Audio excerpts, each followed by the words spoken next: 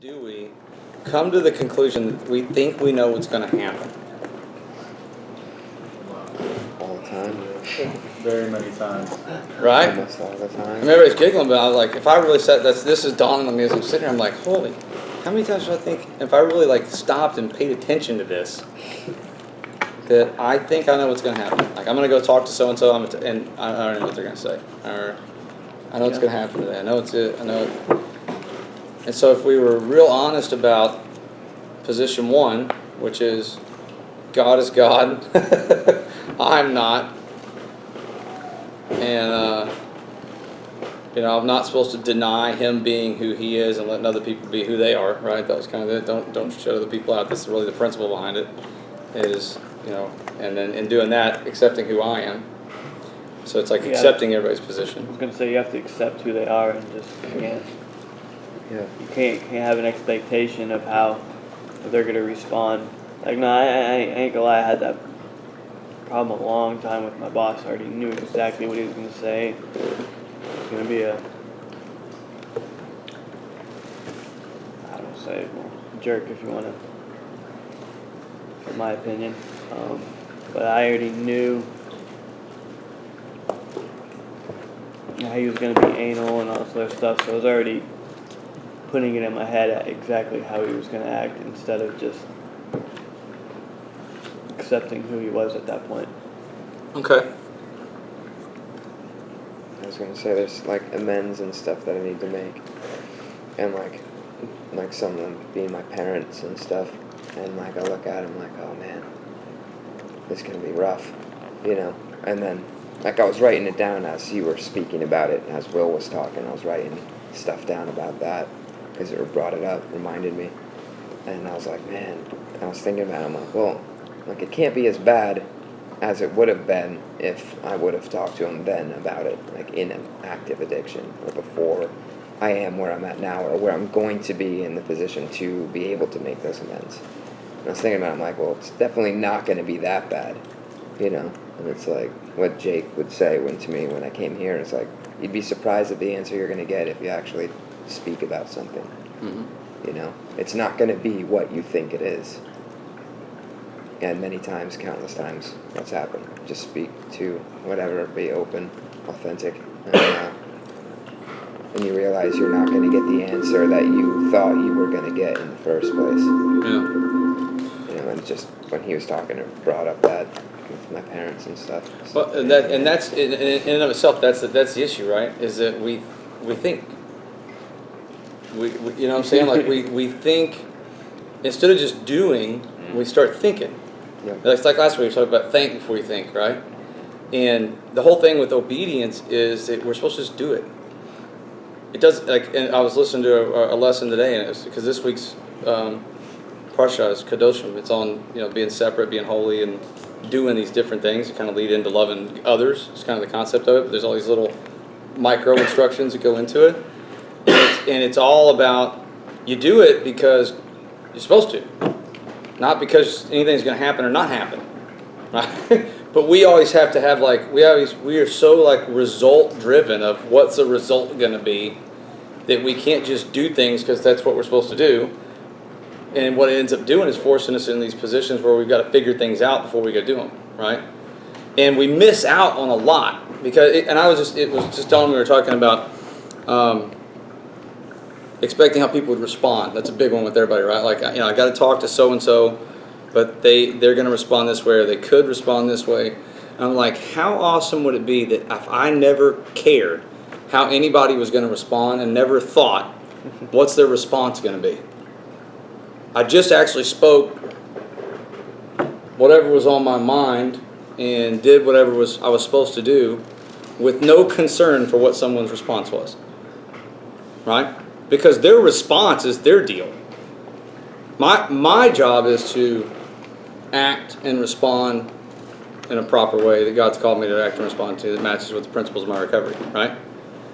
Not to worry about how someone else is going to respond to my response or my or my actions. That makes me think of before I went to see my family, Jake, we were talking, he was talking about there's no expectation. You don't set things up in your head to be a certain way. So, it doesn't go that way, you get all kind of out of shape or whatever. But just show up and be authentic, and it works out great. I'm glad I didn't, set up these unrealistic expectations of how it was going to unfold. And it went good. Yeah, it wouldn't have been the same.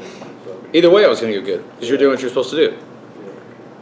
Right? I mean, if we look at that, and the men's process is a perfect picture of this, right? Like, if I look at what I'm supposed to do, what I'm supposed to do is go make amends. It doesn't say anything about what is supposed to happen because I'm making amends, other than the thing is that I get a release from whatever it is I've done, right? I get to move past and away from whatever it is that I'm holding on to. It has nothing to do with how they respond, positively or negatively. Obviously, if it's a positive response, it's an easier thing to make us go, oh, that would be easier to do next time. But it doesn't change the principle of this is what I'm supposed to do. What impairs us from being able to do the work our principles is that we try to figure out, if I work this principle, then what's going to happen. Yeah. Right? And I think that's why Scripture purposely stays vague sometimes and causes us to have faith, because when we're doing things, one of the scriptures I was studying this week was that the seen and unseen things, we look for the things that are unseen, and by our actions we bring those things that are unseen into the seen realm, right? Which means we bring things that we can't see in the future or that aren't in existence into existence, whether those are positive or negative. We bring those into existence based on how we project and present and act, right? And so our belief system drives our emotions drive our actions and behaviors. Our behaviors cause the unseen to become seen, right? So when we start believing and projecting forward, it's no wonder that we get negative things or we get stopped and things like that. So the trick is, I don't know what to call it, trick, the practice is to focus on what I'm supposed to be doing versus what's going to happen when I do what I'm supposed to be doing. So, like, don't look at what you're going to receive for doing something. Just do it because you're supposed to do it. Well, I mean, so what stopped me from getting in recovery early on, or held me up when I was shooting? Well, it's because I told myself, this and this and this and this were going to happen, and I'd have to give up this, and I'd lose this, and my life would be this way, and I'm going to be sitting in meetings all the time. That's all I'm going to ever do with my life, just sit in meetings and be miserable and sit around, right? So that's what and guess what happened? I ended up staying sick and outside the rooms because I convinced myself that I knew better. This is what's going to happen. So I chose to play God. The hard part for me to swallow with all this, what we're talking about, is, for me at least, is every time I do that, what I'm saying is I'm playing God. I'm God. You know better. I know better. So anytime, and this is kind of deep, but anytime I project myself into the future of thinking like, here's how Will's going to respond to something I say, what I'm doing in essence is saying, I'm God. Let me tell you how things are going to take place. That's a weighty kind of deal, at least for me in my brain. I'm like, whoa, that's kind of mind-blowing. And it's not a conscious thing like, I'm God. Watch me. But what I'm doing is that by thinking that way, that's what I'm doing. Instead of saying, you know what? And that's why I think I've admired people who are very charismatic at times with their ability, just like they sense somebody needs to pray, they pray. They don't care what happens. They don't care what you respond like. They don't care who's watching. Like I've always liked that because I struggle with that so much. Because the first thing I do is like, I feel like I need to pray. And I'm like, well, how are they going to respond? What am I going to say? What am I going to pray about? Who's going to be watching? What if somebody laughs at me? But by the time I get all that done, then I've totally missed the opportunity to. There's so much going on with here. There's so much projecting going on here that I miss the moment of just being obedient in what I'm supposed to do. And I could have had a moment that dynamically changed my life or the person's life. Who knows? So how do I get more like that? And my wife's more like that. I see her. She can just, hey, let's pray. Let's do this. Let's, blah blah blah. And I'm like, there's all this stuff that goes through my head so fast. And so it's something I've got to work on because it's a practice behavior. It's a practice cognitive reflex and mechanism that I have in my body is that, when there's a situation, and then I've got to paint it in a way that makes me feel comfortable for me able to move into it, right? Versus just do what I'm supposed to do.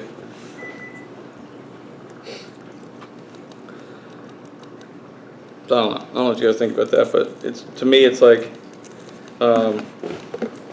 I've often tried to say, I have to paint a positive picture of what's coming up, and it's not a bad thing to do if I go down that, but I mean, how awesome would it be to not have to do that at all and just be able to do what I'm supposed to do? I don't have to. Because what I'm saying by painting a positive one is that I'm going to paint a negative one if I don't, versus just having the faith to say, this is what I'm supposed to do. I don't know what's going to happen. Surprise me today, God. Surprise me with this interaction. Surprise me with this. And if it's not what we would consider, maybe it goes back to redefining what we would consider positive or good. Because we have a tendency to define good, positive, and things like that as easy, easy, comforting, those things that we enjoy, right? That it's a positive interaction. But, it's like I think it was today's little article. It was like, just because something's difficult doesn't mean it's not good. Just because something's hard doesn't mean it's not good, because so many good things come out of so many difficult things. Look at your addiction, right? God. So how can we say it's good or bad? It's like, it again is all things work for the good of those who love God, right? So all things are good. It's a matter of extracting what that was from it. So,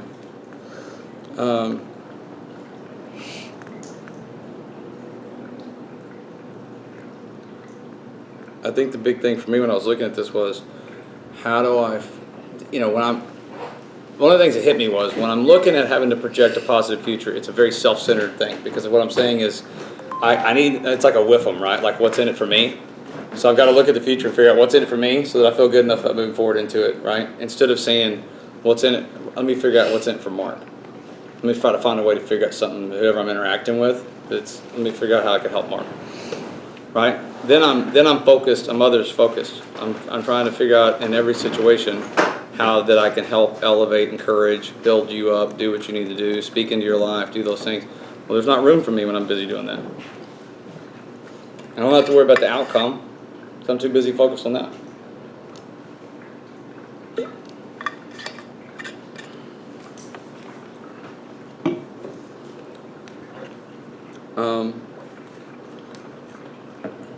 Can you guys think of areas that you struggle with this more? Or areas that you struggle with it less? So maybe there's some areas that like you very easily, I don't project at all, right? I just do. Or maybe there's areas you have to project a whole bunch.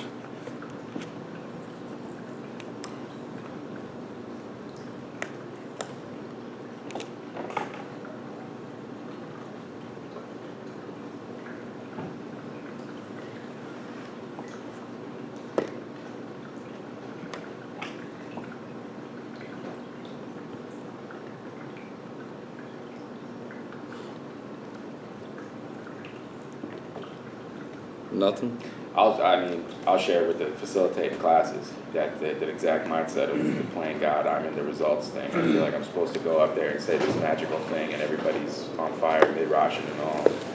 So I project that, and when I go up there, it's not authentic. I'm trying to have something happen to them, and that's not my job. So last night was the first time I went there, and I was just like, whatever, I'm just going to start talking. If they want to talk, cool. If not, cool. It was probably the best mid-Rosh that's happened in that class. Okay. Why did you approach it differently? Why was this week different from the other weeks? I let go of trying to. Honestly, it works. It works in every other area. Why not apply it in every area? That's kind of been the accepting the position thing. Right. I don't know. The verbiage for me lately has been, I'm not the counselor. I'm not the one who does anything. Just show up. Be true to yourself, authentic in the moment. He's the results guy. All the way back to the very basics of things. 49%, he's the results guy. Okay, good. So, are there situations where you could envision that stance being more difficult than others?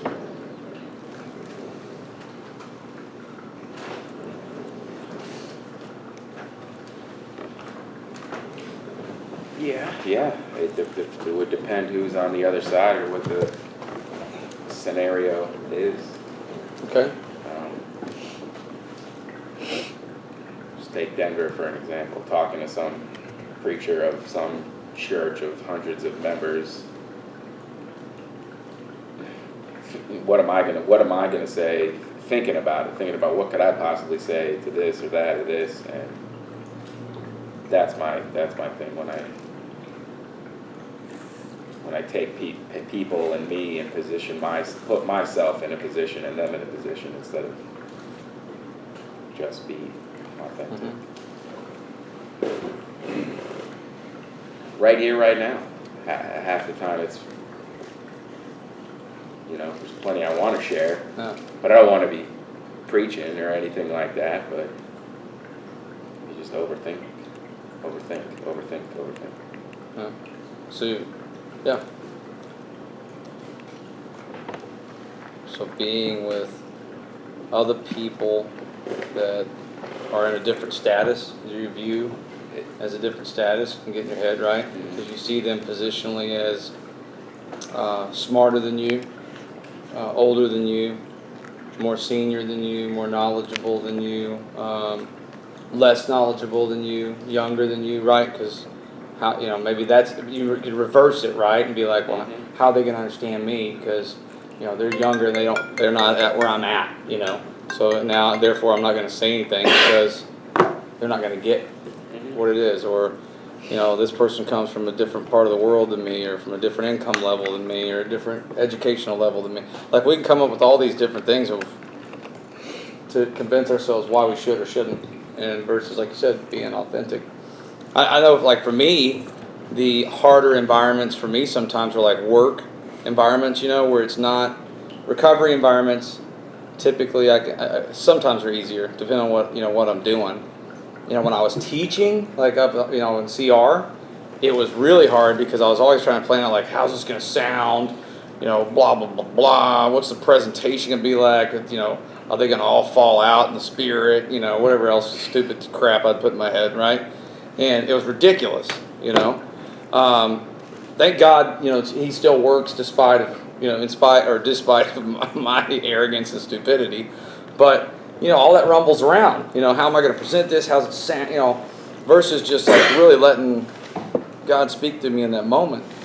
And, but yeah, at work, it's harder, Not that you have to talk about the Bible or anything, but just being transparent and being authentic in the moments of whatever's going on is not as easy to me in those moments. At times, I can tell you in my marriage with my wife, it's not that easy. Because I can project a whole lot. Like, if I go home and tell her this, she's going to do this, or she's going to think this, or she's going to say this, and when she says this, then she's going to mean that, and then when she means that, I'm going to get and I end up over here, and then I isolate or shut her off in a way, and don't even get an opportunity for me to be authentic about where I'm at and what I'm struggling with, or what's going on, or what I think about something to take place, to just connect, because it's in that authenticity that we really connect with people. And the whole goal, if you really kind of sum everything up, right, it's like love God and love others, like connect to God, connect to others, right? All these things keep us from doing those things.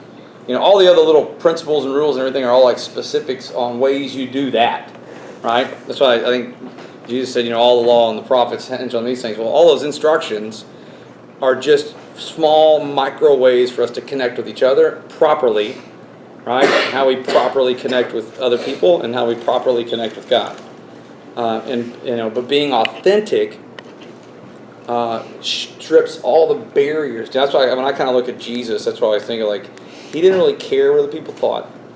He didn't care what their religious setting or perspective was. He didn't care how they were going to respond.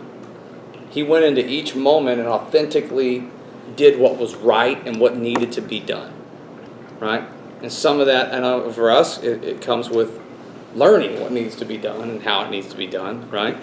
But at the essence of even that, there's got to be the whole part of there's a willingness of like, my heart is I want to go into each situation and bring a element called authenticity that allows me to do what needs to be done in each moment. I don't know what that looks like. It's a scary thing, right? Because what we're saying is I'm going to open myself up to all kinds of responses, to all kinds of comments, to all kinds of criticisms or praises. Sometimes praise is just as bad as criticism for us, if we think about how it affects us, because then we start craving that, which makes us start thinking again, right? How do I repeat that? It's like getting high. How do I repeat that? I like that. That was good. That was really good. I said this, I did this, and people really liked me, and I liked the way that made me feel. So how do I repeat that again? Versus the reason that happened is because I did what I was supposed to do. Great. That's awesome. I got to experience the connection with people and God. That was really cool. Not easy. There's a lot that gets in the way of that. There's a lot here that gets in the way of that. And I think that's where stress comes from. That's where anxiety comes from. Is these stories of, and I guess it comes back to like, what do people struggle with? A lot of people struggle with the God thing. Why? They can't see it, right? So it makes them uncomfortable because things I can't see or touch, quote, unknown, the future, things like that. Completely being unknown is it's the scariest thing to a lot of us, right? As long as I can wrap my head around it, I'm okay with it. And the reason I don't like God is I can't wrap my head around it. The reason I get worried about the future, what's going to happen is I can't wrap my head around it in a way that makes me feel comfortable. Why? Because for me to wrap my head around something to be comfortable, I have to control it. And if it's not under control, then I don't like the way it makes me feel. So how do we get into a place where, I guess it's like, how do we get into a place where we're constantly telling ourselves a story that, or not telling ourselves a story, that we're looking at things going, all I need to do is just be there. Be available. Be in the moment. Be authentic. And catch myself, right? Like for me, it's, the price of awareness is awareness, right? So once I make myself aware that I project and start paying attention to that, then I've got to start doing something about it, right? And so I think maybe step one with this is like just being aware, like how often do I project myself into this place that's called, I don't know. And how do I work on just being okay with, I don't know. That's a cool part, and I just redefine not knowing as a positive thing. Does that scare some people? I'm thinking right now. Yeah, I for work, man. I go back to work because I spend a lot of time at work. It's a big part of my life, I do a lot of stuff at work that I don't know how productive, if I were to really look at it, is all around making myself feel comfortable about my position, right? So that I feel secure, right? Versus there's times in my, there are two extremes, right? It's like